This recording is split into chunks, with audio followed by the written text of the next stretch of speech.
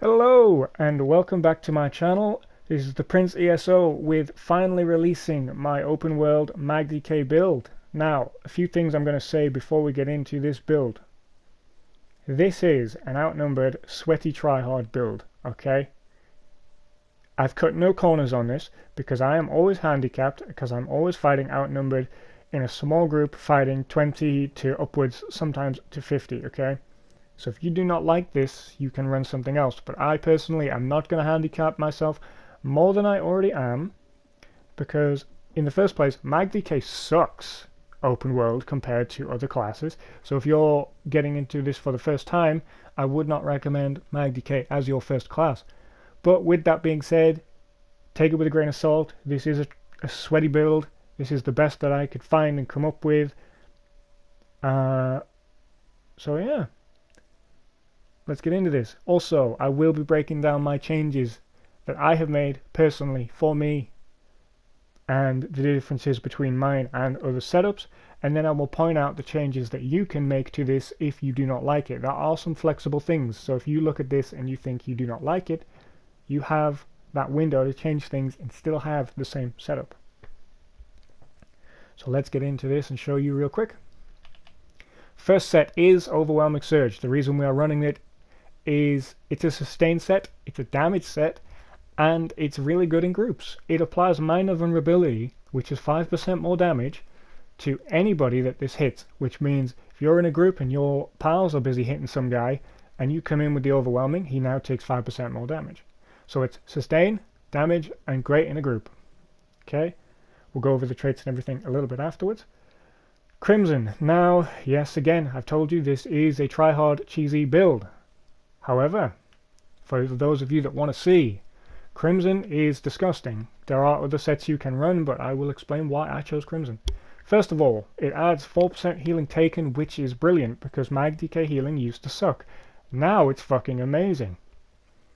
Not only that, it does a shit ton of damage. Crimson usually ticks for about 4k on a player, for me. That's in terms of damage and heals every time it goes off. So I get a 4k heal when it goes off. My cauterize is usually 4 to 5, sometimes it hits more. So those two combined, just that passive healing, I'm getting basically a 10k heal, and I don't even have to press the button to do so. That's on top of all the other healing things that I have coming in on this build. Next set is Grothdar. You can swap this out for other sets. I know other DKs have done so. The reason I run this is, again, it helps with that burning uptime for sustain. It's great in groups. It does a fuck ton of damage, and it gets people the hell off you. When this procs, people do not like it. They back up, they get away, suddenly their balls shrink, and they do not want to be on top of you, which is just, I found, really nice. Next set is, surprise, surprise, it's Markarth's band. Again, take this with a grain of salt if you do not like sweaty tryhard builds. Markarth is too OP right now. So yes, I am running Markarth. Okay, so that's the set. We have Overwhelming, Crimson, Grothdar, and Markarth. Now, traits and enchants, I'll go over these and why I'm running them the way that I am. We have a charged a charged trait with a disease enchant. I am aware that others are going to a sharpened trait with a charged enchant. However, there's differences between the two. Going sharpened will give you that tiny little bit of extra damage up front. Okay. And then the charged trait will help with the uptimes on losing the charged trait. However, they're not the same. With the charged trait, you have 100% uptime on the Overwhelming, the burning passive, and I believe the disease enchant as well will be up a lot more. If you go sharpened and you put the charged trait, you do lose some of that uptime on these things, which for me in my group is not the greatest. I want to be able to help my team out with the guy that they're fighting next to me. I like those uptimes, I like that it stays there, and if you want extra damage, there's other ways to get it. Leave the charged trait where it is. Backbar, we have a weapon enchant for the juicy boost to the heals with the powered. This is an ice staff for many reasons. I will get into some of them a little bit later, but if you have sword and board on the backbar and you go powered, it's only 4.5. With a staff, it goes to 9. Our enchant is higher on a staff than it is on a sword, so you don't have to run shitty poisons. You can proc the enchant from further away as you run into the fight. And it allows you to run Ellie Drain on the back bar, which frees up a skill on your front bar. While you also get the same block mitigation passives and damage mitigation passives as the sword and board. Please run Ice Staff on the back bar on a MagDk, or just stop playing it. Just stop. Unless you're a dueling MagDk in open world, please use an Ice Staff, for the love of God. Body enchants. We have 3 tri enchants on this. Head, chest, and the legs have tri enchants on this. The rest are max magicka enchants. Traits wise, we have 2 reinforced, 3 well fitted, so the reinforced are on the chest and legs. 3 well fitted, they are on the head, waist, and boots for me, and then I have 2 impen, which is on the hands and the shoulders. I will explain why I'm running this setup in just a second, but let's get to the jewelry. Jewelry, we are running 3 arcane and then 3 reduced cost. This is for the juicy max mag pool. We are at 36,000, and the reduced cost is to help with sustain. Now, if you want a bit of extra damage, you can just pop a spell damage one there. That is another way you can get extra damage. If you have a healer in your group or somebody else helping you with sustain, you can just put that there. But I personally, I keep this where it is. Now, the big change I made from my last build, and the change I have made since the gameplay video, the one small change, everything else is the same. The build is exactly the same. I just changed this one thing. The 3 well fitted is there for a few reasons. My biggest reasons is I play with stamina groups. They're all stam. I'm the only mag, which means they're orc, they're fast, and they run race against time, so they're even faster. So when we're kiting from tower to tower, I'm the one that gets left behind. I eat all the damage, I take all the hits, as you will see in the gameplay video that is already released. Go watch it. I'm the one that gets destroyed with all the hits. So I need the extra sprinting to just try to keep up with my group, so I don't get left behind and die. I also need that ability to roll dodge without emptying my entire stamina bar, because of the fucking snipers that are all over PS4 right now. You can't just sit and take snipes like you used to, and if you do, you cannot do it for long while there's also 10 other people beating your ass. So the well fitted is for the roll dodging, and the ability to sprint and catch up with my group, as we have lost that ability to face tank an entire Zerg. You can face tank a lot on this, but you can't face tank a Zerg of 20 that are all in voice chat saying kill him, kill him, kill him. You just can't do it. So we have the 3 well fitted for that. Reinforced is for the juicy max armor values, you'll see when we get into the stats, and 2 impen is also for the crit resistance to get it to the minimum number that I like. If you're going to change something, please don't change the well fitted. You will struggle, you will hate it, you will not like it. This is the best change that I made to my build, and I will never go back. So that's that done. Now let's get into the we'll do the stats. So my stats have changed slightly, and I will explain why. Resistances. 29,000 spell. I am a Breton, so that is high. I haven't got anything into spell resistance other than the fact I am a Breton. 25 physical and 2,800 crit resistance. That's the minimum I have my crit resist. Most people are running Markarth, but things like Sorks and Nightblades and some others are not running Markarth, so you still need the crit resistance, trust me. Now they do go up very slightly, and it has a decent uptime. I'll explain why. When you roll dodge, resistances go up. You'll see that my spell just went to 30,000, now it dropped down. Now that is only for 2 seconds, so it's not a big deal, blah blah blah blah blah. But if you roll dodge every few seconds because you're escaping a Zerg, and you will fucking roll dodge because they're sniping your ass, you will roll dodge. You won't just sprint and eat all the damage, you will roll. And then you do a little sprint, cast a skill, and then you roll again. You suddenly find that that little 2-second buff of resistances you have has a pretty decent uptime. If somebody's trying to snipe you, you roll, you get up, and you get up into that snipe and it hits you, you've got that tiny little bit of extra cushion. And trust me, every little helps. If you gold out all your gear, you mess around with some CP, and you keep that roll dodge buff up whenever you need to, whenever you do get sniped because you've just, done a roll dodge, whatever, you'll realize that the extra little cushions, they do help. That's just an added bonus. That's not a feature I was building into. That's just there because it is. So yeah, that does help. The resistances do go up a little bit, as you'll see now. Basically 26,000 physical, and it goes to 30,000 spell.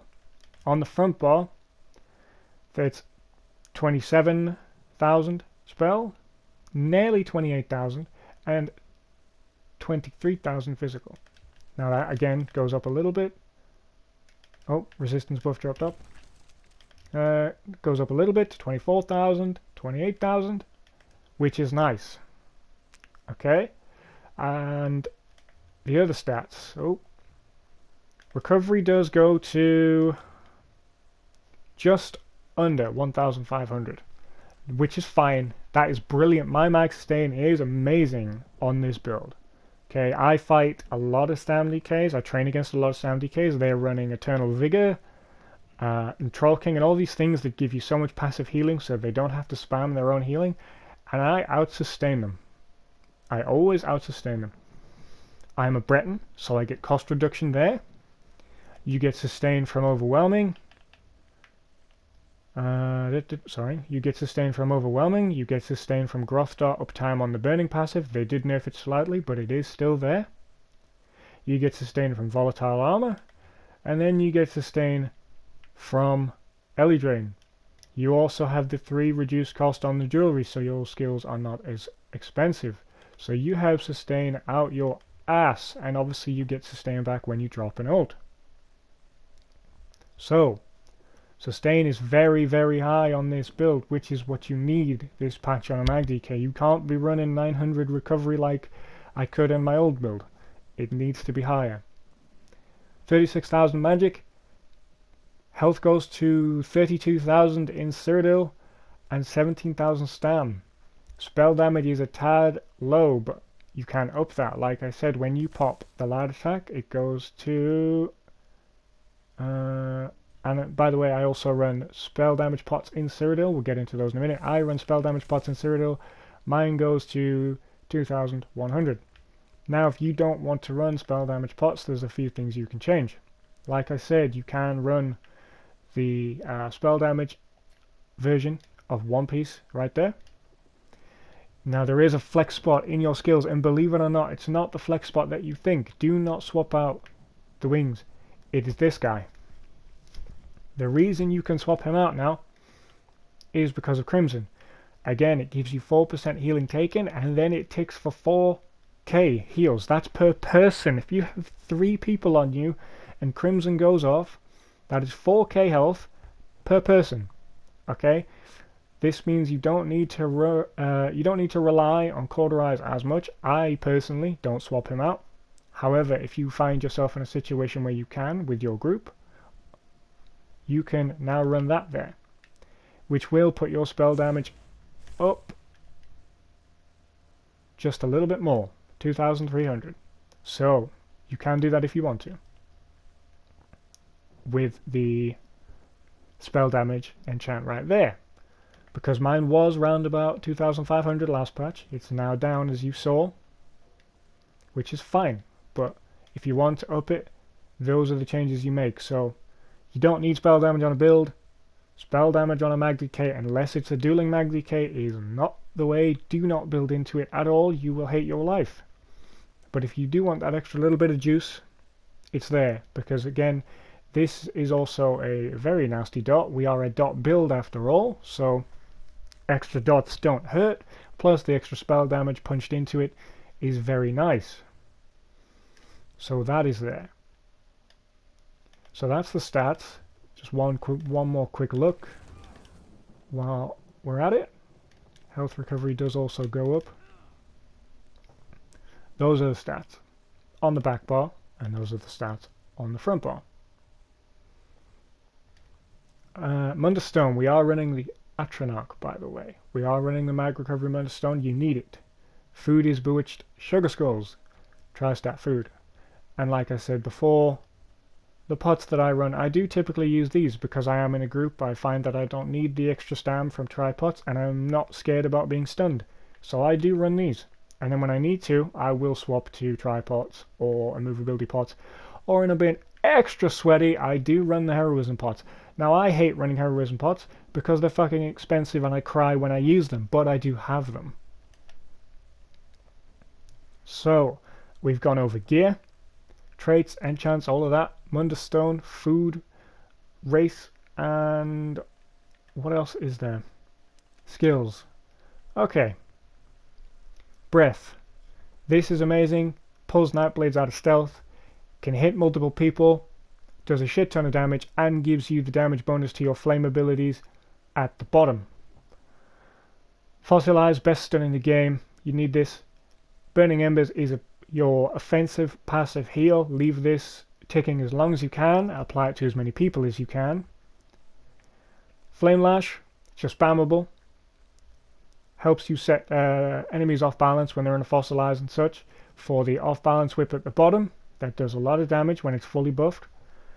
And it gives you the, well, I think it's 14,000, just under 15,000 when I have it fully buffed. Heal over 2 seconds, so it is disgusting. Talons. Talons helps you keep up this heal at the bottom because Talons also allows you to immobilize an enemy and get the Power Lash Whip, Flame Lash Whip, whatever heal on the bottom. Talons also does a pretty decent amount of damage. It does the initial hit there, unbuffed, and it does the dot over 4 seconds as well. It also immobilizes a bunch of people. I have so many times saved a member of my team when they've asked for help, and what I've done is I've rolled in Talons to stop them in their tracks, maybe fossilize one, and we've turned around and dipped. I have saved so many people because of this. It's amazing. Ferocious Leap. It's dog shit, but it's mainly for the shield. It's mainly for just popping it when you need resources, but it does do decent damage. I do get about 5k, sometimes 6k leaps on this when everything is buffed and everything is procced. Volatile Armor. It is an extra dot, it's our resistance buff, and it pulls Nightblades out of stealth like crazy. Please run this, do not run the other morph. If you do, you're probably in light armor, which is the wrong way to go on a MagDk. Anyway, Coagulating Blood is actually a pretty damn good heal now. They did change this, they did give it a bit of a change / buff. This heals me like crazy now. I absolutely love my Coagulating Blood now. I used to scream at it because I would get like 2k, 3k. Now I'm getting comfortable. Huge heals from this on top of Cauterize, on top of Claw heal, on top of Whip heal, on top of Crimson heal. Yeah, it's crazy. I like this skill now. It's great. Wings, we've gone over the wings. Cauterize, we went over the Cauterize. He's just a nice passive heal. Hits me for about 4 to 5k, sometimes more. He's nice. I wouldn't swap him, but he is your flex spot. Please don't change the wings, and if you do, make sure it's one of the other snare removability speed buffs. Ellie Drain, 6k pen.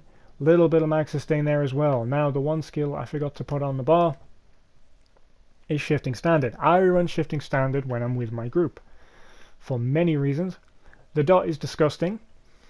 We've all been up against dot MagDk. We know their dots hurt. We know they're bullshit. We know it's cheese. This dot ticks for more than any other dot you have on the MagDk dot build. They're usually around about 700, 800, maybe a little bit more. That's a lot. They hurt.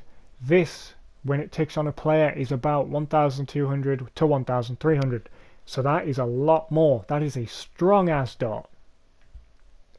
Not only that, it defiles their health and their healing received.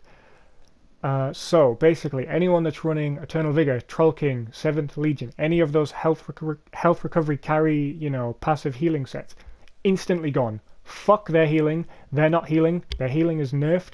Their health recovery is nerfed. They are not healing. Their only option is to spam roll dodge and run like a motherfucker.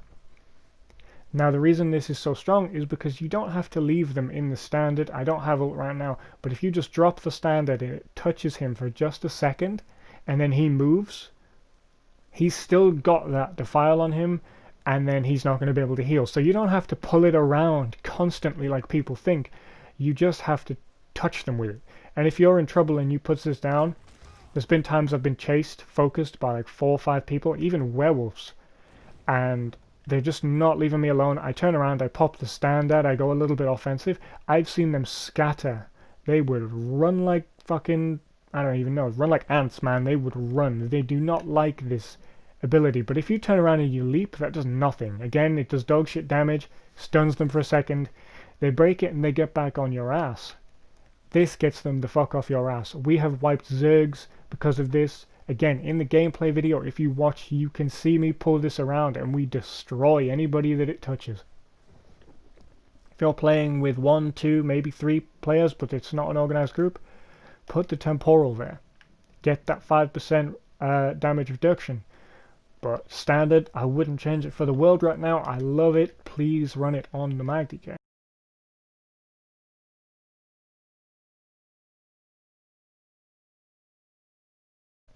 I have done many changes to my CP. It took me a very long time and a lot of money to get it to where it needs to get to.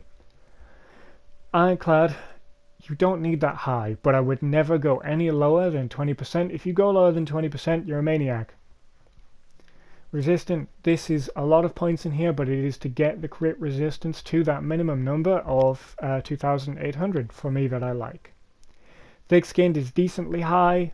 You can go lower, but I wouldn't go too much lower because most people are running proc sets. Proc sets are mostly classed as dots. Most of the ones that are ran anyway, they're coming through as dots, which is thick-skinned. And then on top of that, people are running Markarth, and Markarth makes dots disgusting. So, high thick-skinned. Hard is 10%. That is standard. Most people run it. However, I have this one lowered just a little bit for a few reasons. I'm a Breton, I have 30k spell resistance most of the time, and I'm running wings. Most projectiles you get hit by are by magic users, so we don't need that much in Elemental Defender against mags. Quick recovery, this was my biggest change. This used to be 11%, but thanks to the Crimson 4% healing taken and the passive heal from Crimson alone, and the nice little change that they did to coagulating blood, I don't need as many as in here, so it's freed up some space. And then 20 into armor resistant for the minimum requirement of my 25 physical resistant on the backbar. If you're going to change points, which I wouldn't, this is the setup I would definitely run. If you're going to run this setup, if you are going to change points, take some out of here and some out of your thick-skinned. Don't change anywhere else, you will notice it and you will suffer. 1 into Siphoner. 51 into Warlord, I did lower this a little bit, but that is fine because I now have more well fitted for the movement. I don't need to worry about the stam that it's going to cost me to break free. This was my other biggest change. I have 21 into Sprinter. Again, you know why I have this. It's to go well with the well fitted and keeping up with my group and running like hell. They move a lot, and by the time we've stopped running, I would find out that my stamina bar is half or less. That's not enough to fight a Zerg. So, 21 here. I also lowered my Arcanist by 1%. No difference. So, 64 here. The Defile tree is buffed up just to make sure that the Defile that I am getting, although it was very slightly nerfed, is at maximum at all times because we're running standard, because we have the disease on the front bar. Tumbling is 20%, and Shadow Ward because we're no longer playing that blocky style that I played in my other build a few patches ago, because you just can't afford to do that anymore. We're more into that roll dodge and keeping up the movement speed, so that is green CP. Blue CP also took a bit of a change, 9% into Blessed, 10% into Expert, 49 into Spell Erosion. I lowered my Master at Arms, and I'm using a Lightning Staff, which is, you know, buffs AoE damage. That's your Breath, your Grothdar, your Overwhelming, your Talons. Most of our damage comes from an AoE source of some kind. which means it's not buffed by Master at Arms, but we do have the whip, and some of the other initial hits we do come through as direct damage. I used to have 4 in here, and I believe I had 70 something in here to get the Butcher passive. I have now sacrificed that, and my damage has not changed at all. It's exactly where it was. It may have even gone up because of the Crimson. So that was lowered a little bit. Don't panic. And then 75 into Thalm for the dot pressure, and also this. If you're going to change something, and I don't recommend you do, if you are going to change something, take it out of the Blessed. 37 into Blessed isn't needed. I like it there, again, because I am usually fighting in a group of 4 to 5, maybe 6 to 7. But even when I'm in that group of 6 to 7, I'm still outnumbered to up against 20 to 30 to 50 enemies. So I like my boost in healing. But that doesn't mean it's the same for you. So if you're going to change something, don't change the damage trees, change the healing trees. Okay? If you're not carrying around a bunch of trees like I am, and you don't need to, and doing all that sprinting, take it out of the siphoner. If you don't need as much beef, or you don't need to worry about as many dots and proc sets, again, because you don't have that many people on you, take them out of here and put them somewhere else. Leave the other trees alone. And I believe that is it. What have we gone over? We've gone over the gear. We've gone over traits and enchants. We went over food, potions, Mundustone, race, skills. Yep, that's everything covered. That's the build, guys. I hope you enjoy it. If you have any questions, leave it below. Again, take this with a grain of salt. This is for my personal playstyle in my group. You can make adjustments if you want to, make them how you want to, but with that said and out the way, sorry for the long video, guys. I hope you enjoyed.